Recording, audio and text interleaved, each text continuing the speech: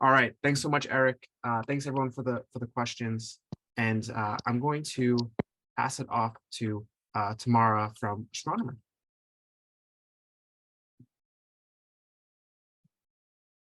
Okay, now you should be able to hear me and see my screen with the presentation. Yep, all good. Okay, good. Not the code yet. That's on the other screen. Okay, thank you so much. Thank you so much for inviting me. This is really interesting for me coming from the Airflow perspective. It's my first time at a Great Expectation meetup. My name is Tamara, and I'm a developer advocate at Astronomer, who's the open source, who's the developer, commercial developer behind the open source project Apache Airflow. And I'm going to talk about mostly how to integrate Great Expectations with Airflow, specifically about the new Great Expectations operator. So I don't know how many of you have used Airflow before. Maybe you want to put that in the chat. I'm always interested to hear how people have used Airflow, if they just getting started or if they are already expert users. If you haven't, this is the main overview. Airflow is an open source workflow orchestration tool, often used for data pipelines, but can be used for anything you can define in Python code. It's a very popular open source tool in that space. And as you're going to see in this presentation, the pipelines are defined in Python code. Now, since I know there's probably people here at this meetup who maybe haven't used Airflow before, I want to take a quick 1 to 2 minute crash course about the most important terms and topics. The 3 terms I would like to define are DAG, tasks, and operators. So here you have 2 screenshots. On the right-hand side, you see a screenshot of the Airflow UI with the graph view of a DAG. A DAG, that stands for Directed Acyclic Graph, is how we call a workflow in Airflow. And the nodes define the tasks. So we have 2 tasks, an extract task and a write to min.io task. And the edges, the little arrow in between, defines the dependency. So extract has to happen before write to min.io happens. And once you have such an Airflow DAG, you can schedule it in all manners possible, maybe on a time-based schedule or when a specific event happens. There are tons of possibilities. That's the core thing that Airflow does, schedule these workflows. And on the left-hand side, you see all the codes that went into creating this workflow. The reason I added this is because a lot of people may have used Airflow maybe a year ago, and a lot of things have changed, specifically that you can now use decorators. So on line 8, you can see I'm using a decorator at DAG to tell Airflow, hey, this Python function defines my Airflow DAG. And on line 14, I'm using an add task decorator, again, on a normal Python function to say, hey, all the code in this function comprises one Airflow task. And you will see this type of notation in the demo that I'm going to show you. So I just wanted to prime you to know, hey, if we have this add task or add something structure on top of a Python function, we are creating an Airflow task with that too. The second way that you're probably more familiar with if you've used Airflow in the past to define an Airflow task is to use an operator. And an operator is just a Python class that does often a lot of things under the hood. And when you are using it, you just provide information to several parameters. So here I have an operator that I wrote for a different presentation that's just a local file system to min.io. So I'm moving local information to a min.io instance. And I just tell it the information, the bucket name, and the object name. So what I want the object to be named in min.io. And everything else, all the API calls is done under the hood by the operator. And this is also how I'm going to show you can interact with Great Expectations with the new Great Expectations operator. Okay, that was the crash course Airflow. Why am I talking to you today? We've really seen data quality is a first-class citizen in orchestration. So I've been seeing this when talking to open source users. Very quickly, the topic comes up, hey, what can I do for data quality? What tools does Airflow integrate with? What kind of operators do you have? So people really want that. But I also hearing from our field team when they talk to prospects that data quality is something that comes up in a lot of discussions. So there's really an opportunity for partnership there and a real need for people who are using data to have their data quality tools integrate with their orchestrator. And that's what's happening. there's a Great Expectations provider, which I think several co-authors are actually in this call, where a provider is what we call a collection of modules for Airflow, in this case, the operator. And as you can see, the latest release was March 22nd. So it's still being actively developed. So if there's something you want to see in it, feel free to open an issue, and especially if you happen to find a bug. And it's now on version 0.2.6, and the new Great Expectation operator was released in version 0.2.0. And before I'm going to show the operator in the demo, I wanted to zoom in and show you what the smallest pieces of information are that you need to give to this operator in order to run a Great Expectation validation. So what you see here is we have the operator. So we have the Python class, we instantiate it, we give it a task ID. This is just for Airflow to know what it should call the task in the UI. Then we give it a connection ID. This is Airflow specific. So in Airflow, you can define your connections to all kinds of other tools. And in this case, I defined a connection to my underlying database.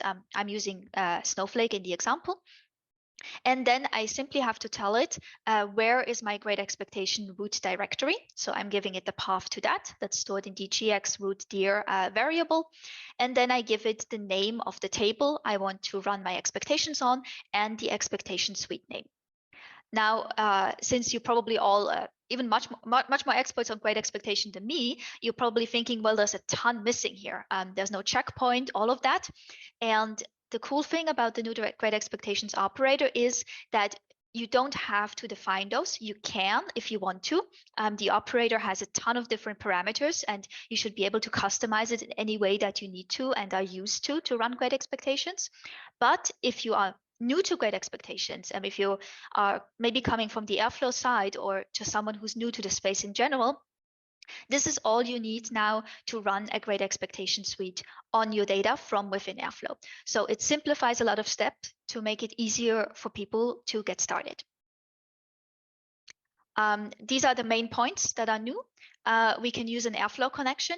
This means people can define the connection to their data source just in one place in the Airflow connection and can use that within the Great Expectations operator. They don't have to define it in Great Expectations as well, which makes it easier to change what database you're connecting to. I'm going to show that in the demo.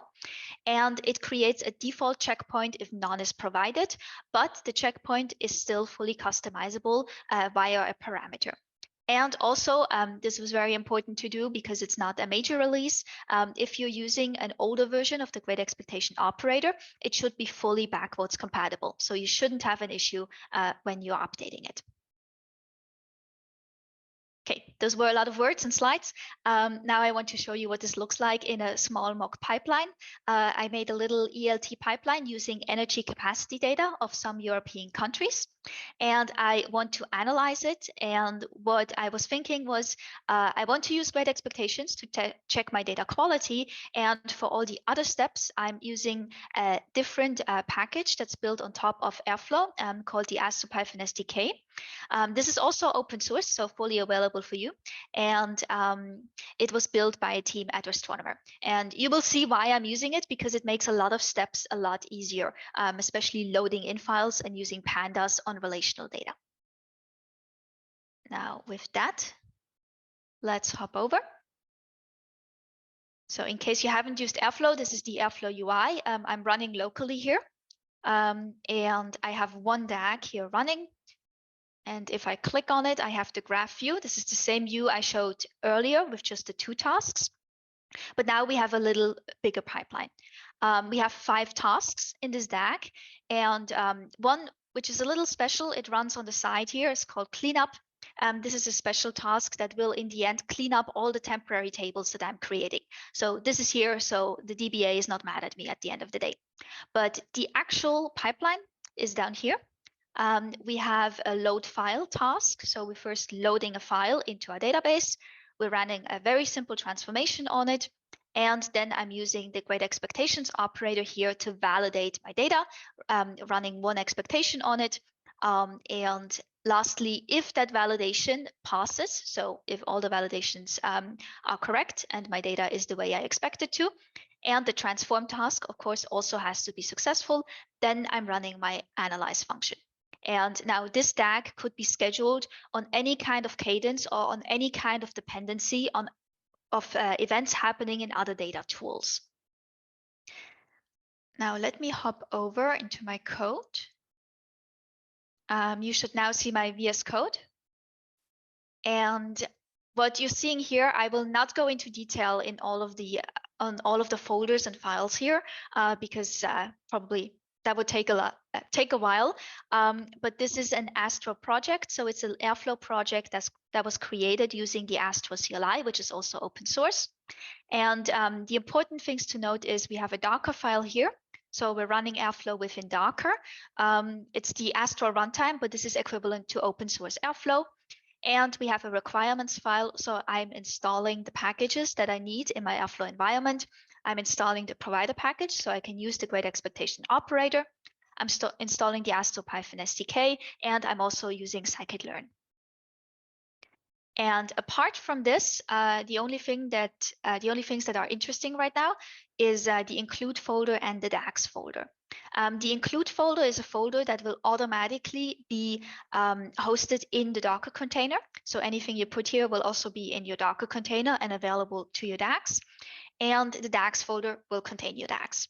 So the first thing I want to show you is where does the Great Expectation project go if you're using it with Airflow. You can initialize it within the include folder. So we have the Great Expectation project here, and this looks the way that all your Great Expectation projects usually look. What you will notice is I don't have a checkpoint and no profilers. So I just initialized this and I added one expectation suite. Very minimalistic, just with one expectation that runs on the result column of my transformation. But I didn't define anything else. I simply just created this JSON file. And I also didn't define any data sources in here. And on the DAX side, I will not have time to run through all of the code here in detail, but the repository where this whole project is stored is public. So I'm going to put the link to that into the chat after the presentation. But what you can see here is I'm importing the GreatExpectationsOperator. I'm importing some tools from the Astro Python SDK. I'm setting all of my variables up here. And then I define my tasks. So if you remember, I showed you that we now have decorators that turn Python functions into Airflow tasks. So what I'm doing here is I'm saying I have a SQL statement here, and I want this SQL statement to be packaged into an Airflow task. So that is transform energy. I have an analysis script that I want to have as my analyze task. And down here, I'm defining and building my DAG. So here is the DAG decorator, which means everything in this function will be an Airflow DAG. First, I'm going to load my file. And now you see why I like using the Astro Python SDK for this, because I have my file stored in the include folder here. And I just have to point this operator at the input file. So I'm telling it the path to this file and the connection, which is my local file system. And I'm telling it the output table, which is my Snowflake database, and the schema here, because I only have my own sandbox schema. But apart from that, I don't have to do anything to create this table in my sandbox. So from a CSV file to a relational table in 3 lines of code. And next, I can actually use this object to be referenced in my transform function and run the SQL transformation on that, and again, store the output in a table. And now I have my reporting table that I actually want to run the validations on. So I have my report table name, which I'm giving to the GreatExpectationOperator here. I give it the same schema that I'm using up here and the same connection ID. And this is one of the reasons why people like integrating their data quality tools, and especially Great Expectations with Airflow. Now, if you would ever change, for example, the database that you're using, for example, between dev and prod, you would only need to change your connection ID that you're providing here once, and then it would change both where the whole pipeline runs, but also where the Great Expectation operator is aimed at, just with one variable change. I give it the root context, so I'm pointing it at that file, and I'm giving it the name of my expectation suite. And lastly, if this passes, this is how Airflow sets dependencies. I'm saying only if transform data is successful, run the validation task, and only if the validation task is successful, run the analyze task. And lastly, cleaning up. So database administrator isn't mad at me. I realize that might have been a little quick because of time constraints, but the repository is public and you can look at it later. Now let's run this DAG. This is just creating a manual run, and it takes approximately 1 minute to run fully. So the task that actually takes longest is to load the CSV file into the Snowflake database. You can see here the whole connection. You can see that a temporary table is created that I don't have to worry about because I'm just referencing it as a Python object. Then I'm running my transformation task. Can actually double check here what the SQL query is that actually goes into this task and what the parameters are that are rendered at runtime. And my Great Expectation validation also ran. It is successful, and as you are used to, your data docs documentation will be generated in your include folder in your Great Expectations root folder. And lastly, I ran the analysis task. If I scroll up here, you can actually see I just fitted a regression line to the percentage of renewable energy capacity. And for both, I did it for France and for Switzerland. For both, it was positive. So both France and Switzerland have upped their renewable energy capacity between 2010 and current data. So that's kind of what we want to see here. And I will not go deeper into this because of time, because I have one last thing that I want to show you. This was all open source up to this point, and it's free for you to use. But I also wanted to show you something that the Astronomer team has been working on in our cloud offering. So if you've never seen it, Astronomer is offering basically Airflow hosted in the cloud. And one of the tools that we started to create here, it's still under preview flag, so under active development, is called the Cloud IDE. And this is basically, you have a notebook style interface to write your Airflow DAGs. So the idea is, how can we help people who don't know about Airflow and maybe don't want to learn about all of the syntax to write Airflow DAGs in a notebook style environment? And what's happening here is that you can add cells, as you saw before with the decorators, but now you only have to worry about writing the SQL, like up here, or writing the Python. And if I run this, it takes a second, but you can actually see the output of the file, as you're probably used to if you're working in Jupyter notebooks and other notebook style systems. And the cool thing is that the cool thing that's pretty new is that you can now, when you add a cell, specifically add a Great Expectation operator in this environment too.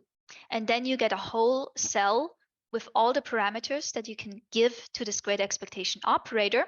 And you never have to worry even about writing Python code, because under the hood, it's of course still all code, and the Python code is automatically generated over here. And you can see here the Great Expectation operator. I'm using the same parameters basically as in the demo earlier, is generated. So now you have an Airflow DAG that you can download or commit to a GitHub repository without even knowing anything about Airflow. Yeah, so that was very quick because I'm mindful of the time. But one of the most important things, the credit doesn't go to me at all. It goes to the people who actually built this operator, especially the new version.